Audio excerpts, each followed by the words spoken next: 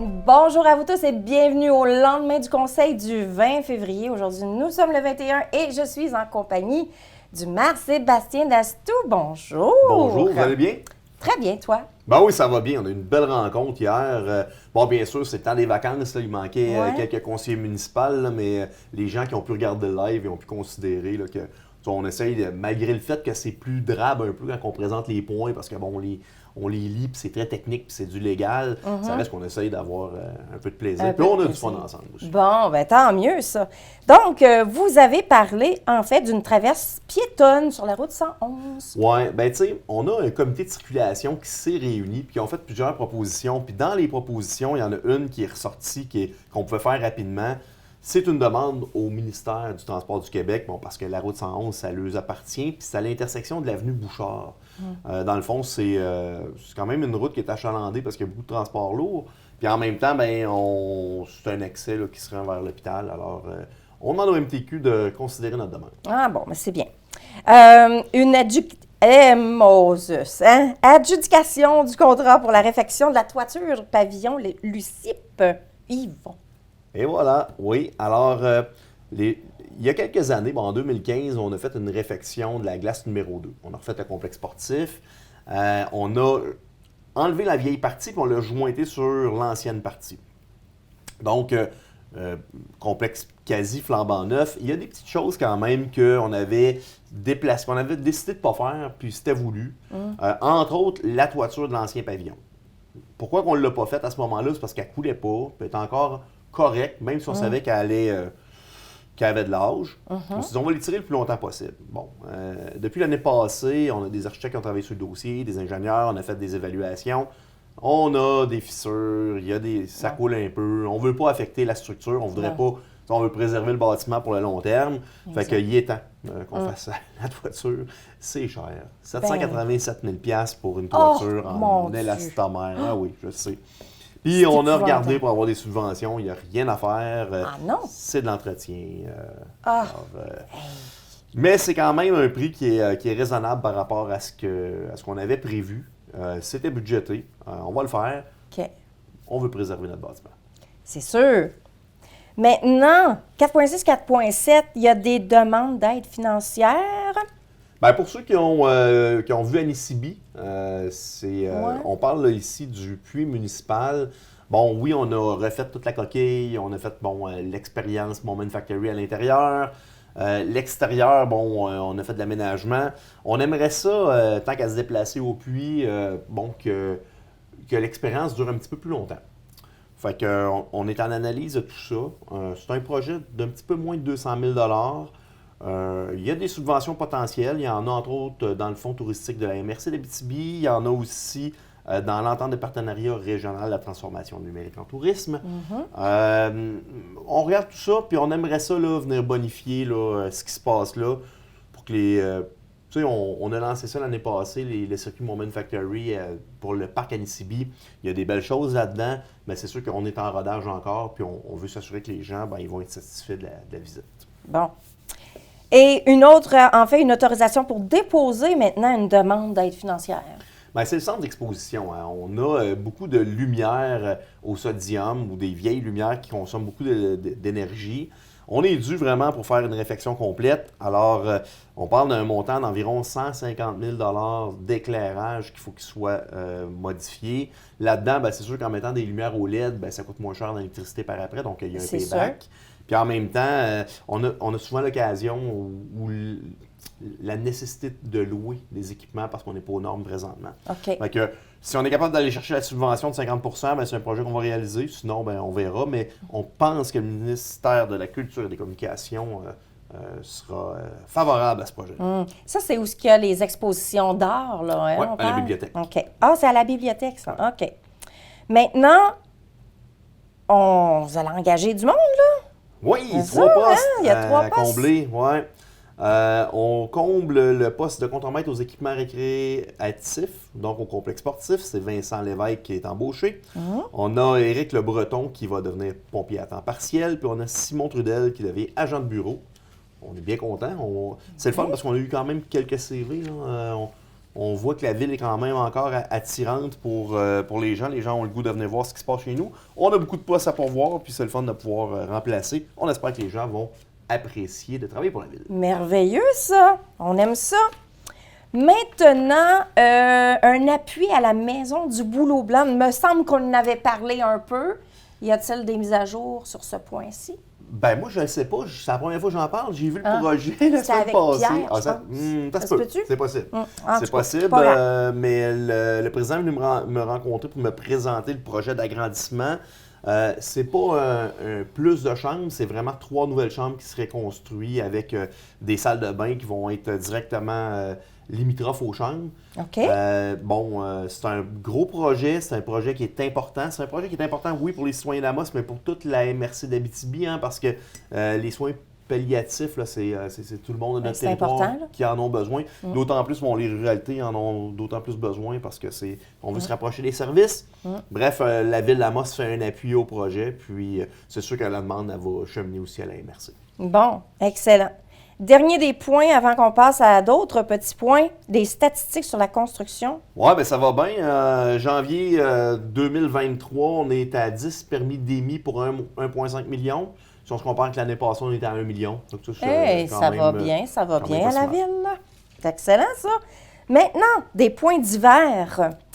La magie des neiges. Oui, bon, je le sais, là, les rues sont un peu barrées. Il faut réorganiser un peu là, nos trajets. Mais c'est pour une bonne cause. Notre comité des optimistes travaille fort avec la ville pour pouvoir aménager les aires de glissade de la magie des neiges. Je vous invite à venir voir l'hommage au Cowboy Fringant vendredi soir. Oui? C'est la dernière journée pour acheter les macarons. Alors, belle fin de semaine en famille là, que vous ne pouvez manquer à Amos. Bon, ça, on a hâte d'y participer. Maintenant, il y a eu le tournoi Midget 3A.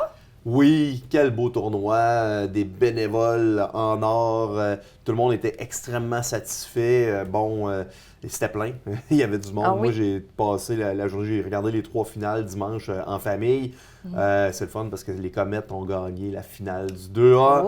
Alors, c'est sûr qu'on va faire des résolutions de félicitations, mais je tenais quand même à le dire aujourd'hui. Bien là, c'est le fun, ça, c'est sûr. La reconnaissance, c'est important auprès des joueurs et des entraîneurs et tout ça. Là. Donc, il y a beaucoup de monde qui gravite alentour d'un tournoi comme celui-là. Effectivement. Et maintenant, la prochaine séance du conseil est le 6 mars, je pense. 6 mars dans 2 semaines. 6 mars dans 2 semaines.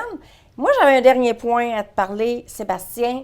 Là, il y a des infirmières qui s'en viennent. Donc, il y a 15 infirmières qui sont immigrantes, je pense, de l'Afrique, qui viennent s'établir à Amos dans les prochaines semaines?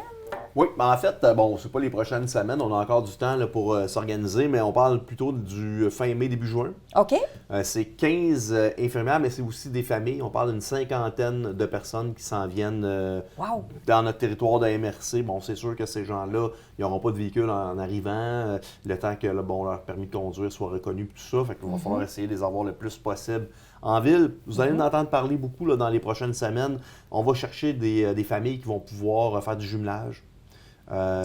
Qu'est-ce que tu veux dire exactement? Le jumelage, ça serait bien d'avoir une quinzaine de groupes de gens ou de familles qui diraient, nous, on serait prêts à s'occuper là, des premières semaines quand ils vont arriver là, pour leur faire visiter le coin, s'assurer qu'ils vont être bien. C'est sûr que de trouver des logements, il y a un comité là-dessus. OK. Ça, c'était ma prochaine question, on a 5 comités là, qui est en fonction. Là. OK. Trouver des logements, à meubler les logements, faire une première petite épicerie, s'assurer que les gens vont avoir des garderies ou que les gens, tout dépendant de l'âge scolaire, vont être inscrits dans leurs équipes, soit de sport ou du niveau scolaire. Bref, il y a déjà des gens, il y a beaucoup de gens qui travaillent sur le dossier. Le MRAR s'occupe de ça, le CLD Abitibi est là, la MRC La Ville, Cégep Université, il y a beaucoup de monde. C'est sûr qu'on va avoir besoin de bénévoles, on va avoir besoin d'aide parce qu'il va falloir meubler les appartements. Ces gens-là, ils arrivent là, des pays du Maghreb. Là. Ils parlent très bien français. Ils vont arriver ici là, dans un contexte qu'ils ne connaissent pas. Adaptation à la nourriture, adaptation à nos mœurs. C'est des gens qui devront être formés. Il y a les conjointes qui vont pouvoir aussi potentiellement se trouver un emploi à partir du moment où ils sont plus obligés de garder les enfants parce que, bon, au début, c'est quand même des familles. Il y a 2 familles avec 5 enfants qui s'en viennent. Donc là, on parle de loyer, mais on parle de maison qu'il faut trouver aussi. Mais oui. Fait que, bon, on a glissé un mot ce matin, mais ça reste que c'est quelque chose qu'on va parler de plus en plus dans les prochaines semaines.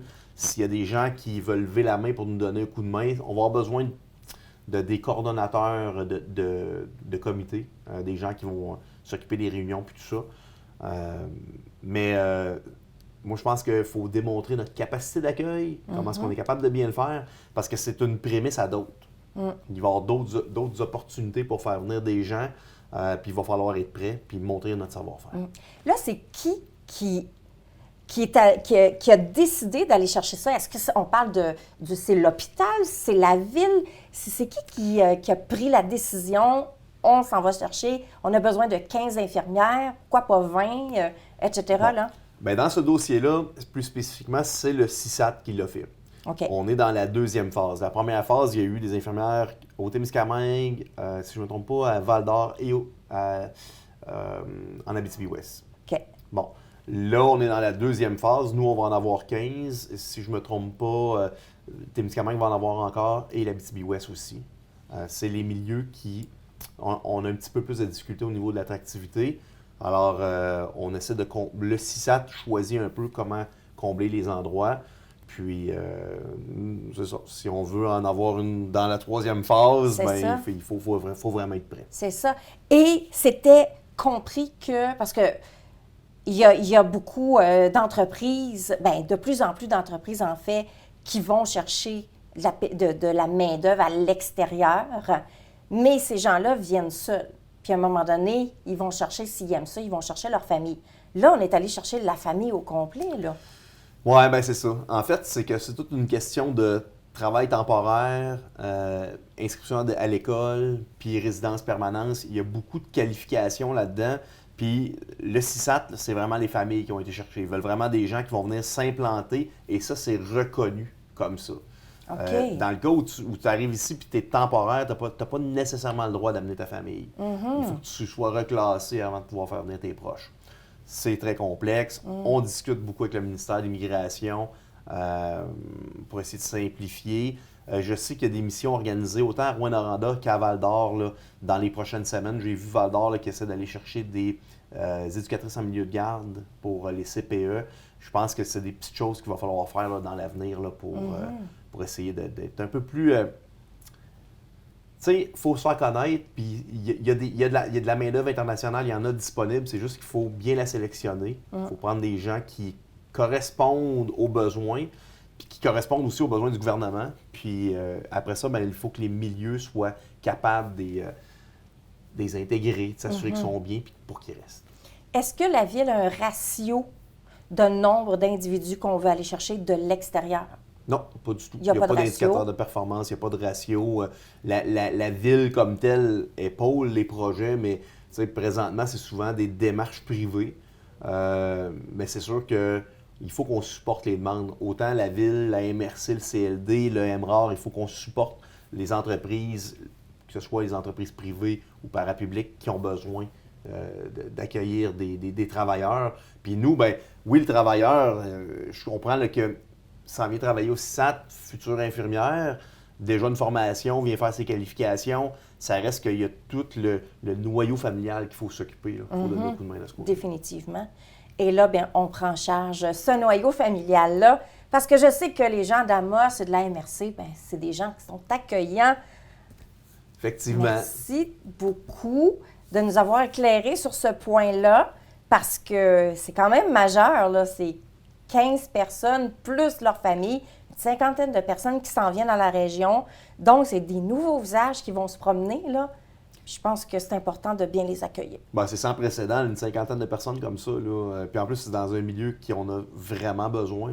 Là. Moi, je vous le dis, là, il faut démontrer notre capacité d'accueil, notre savoir-faire. Puis si c'est un succès, bien, ça va être potentiellement d'autres phases qui vont émerger par après. Fantastique. Bien, merci beaucoup, M. le maire. Ça fait un plaisir encore une fois.